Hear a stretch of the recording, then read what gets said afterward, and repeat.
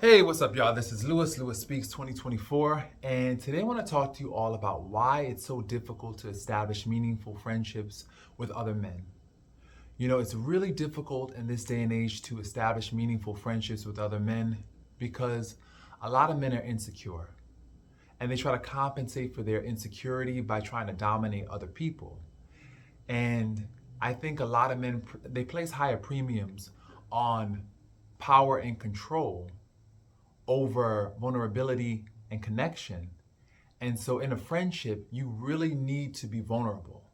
You need to be honest and share truthfully how you feel. And a lot of men struggle with this. And so this is where a lot of men butt heads, you know? And I realize when I look at my past attempts to make friends with other men, there always came a point where it felt like they were trying to, I guess, compete. And there was always this silent competition. And a lot of them would also avoid me because they felt like I was too articulate and intelligent. And so they became threatened by my intellect. And they saw me as just another bully with a book. And no matter how many times I would try to dumb down or try to just let them have center stage, there always came that power struggle, you know? And the moment you decide to actually live in your light, tell your truth, be honest, actually live your talents and your abilities full range, a lot of people can't handle that. A lot of the dudes that I used to connect with, they couldn't handle it. So they had to walk away because I would highlight their mediocrity. And a lot of people do not like it when you hold them accountable and when you highlight their mediocrity. And the thing about it is this, you don't even have to say a thing. Your energy could make them feel small. And so they want to be around people that make them feel like big shots. They want to be around people that make them feel significant and make them feel competent. And so I think that it's real challenging to establish friendships with men, especially as a man. You know, I'm looking at the ingredients of a good friendship. It requires mutual investment, time, energy, the investment of resources, vulnerability, vulnerability, and not ego based vulnerability, honest, no hold bars. And I think a lot of men cannot handle that in another man. You know, in a woman, I think that they can make allowances for that. But with other men, it's like they feel like, oh, you should know better than to cry. Oh, you should know better than to behave in a certain manner as a man. And it makes them uncomfortable. I think many men, like they haven't really seen honest vulnerability within their family of origin. Maybe their dad was kind of stoic. And so they've realized that that's the way that men are. But we've never really had genuine models on honest vulnerability. And this is why it's so challenging. It's so challenging to really establish a meaningful connection with other men. You know, you always have that spirit of competition. And I don't know if vulnerability can coexist with competition. I'm not too sure. I'm still kind of, meditating on that, trying to balance that out in my mind. But I don't know if vulnerability and competition make healthy bedfellows. I don't know. Um, from my experience, I don't think so. Because when someone is so busy trying to compete with you, they will never see your vulnerability as an invitation to provide care and concern. They'll see it more as an opportunity for them to come up. And so this is the struggle. This is the tension that exists between most men. And me personally, I'm trying to build my network of male support. It's challenging because, as I mentioned before, there's just the spirit of competition. And true friendship, when it is true, you can be vulnerable. You can have that that feeling, and that dignity to share the truth without being criticized or judged or looked down upon, you know? So I think as men, we got to really do better. We have got to reinvent our definition of what it means to be a man, especially in 2024, because oftentimes what it means to be a man is the very thing that's killing us. You know, this whole lone wolf mentality where we have to always go it alone. We don't. We can actually reach out and get the help that we need. You know, we can reach out to our friends and we can reach out to our families and let them know that we're not okay. There are so many men right now who are struggling under the weight of major depression, and yet and still they will not get help because of how it'll make them appear and look to the outside world. But here's the thing. You don't want to be a well-maintained corpse, just going through life just empty and soulless. What type of life is that? That's not a real life. It's not being authentic. And so the goal is to be authentic.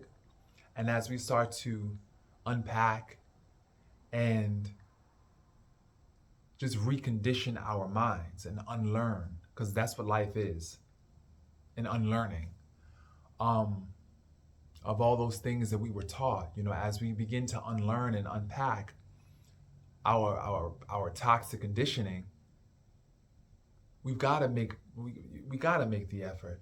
We got to make the effort to actually be real and vulnerable with one another.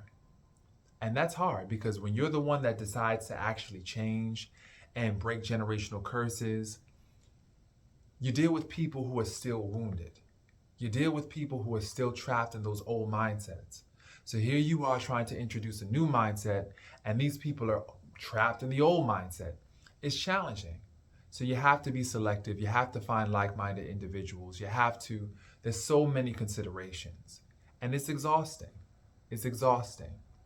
But when you do find your tribe, the beautiful thing about it is that when you finally do find your tribe, you value them that much more. You're not so willing to allow anything to spoil and come between you and your tribe because you realize how difficult it was to actually establish that tribe. So, men, we got to do better. We have got to definitely get over ourselves, get over our own macho ego, and actually become vulnerable with one another and begin to establish those real connections because we need each other, especially with the days coming ahead. I predict that there's going to be some really hard days up ahead. And so we really need to lean into each other in a real way. Real way. Reciprocity. That's the first word that came to my mind just now, reciprocity. It's not about exploiting other people, exploiting the kindnesses and generosity of other people. It's about mutual aid, providing that mutual aid, that mutual support, being vulnerable, mutual vulnerability. And once again, that takes courage. That takes courage. That takes the heart of a soldier, especially when it's not your nature. I think when you do things that are outside your nature, that right there, that takes courage. And so we as men have got to start displaying those acts of courage. And the first act is being vulnerable. And of course, you have to assess who's worthy of your vulnerability because you can't go out there just spilling out to people that are not worth and have not shown you that they're a safe place. They have to demonstrate that they're a safe place. So that's key. So thank y'all for listening. Much appreciation. I think that for the men out there who are looking for friends, you have to first start with yourself and ask yourself, am I the friend that I want? Am I being good to myself and being a friend to myself so that way I can be present and be the type of friend that I'm looking for? You know, start with you. Start with being a good friend to you. And then ask yourself, what am I looking for in a male friend? What are you looking for in a male friendship? My thing is this: I don't recommend that you look to be reparented in your friendships.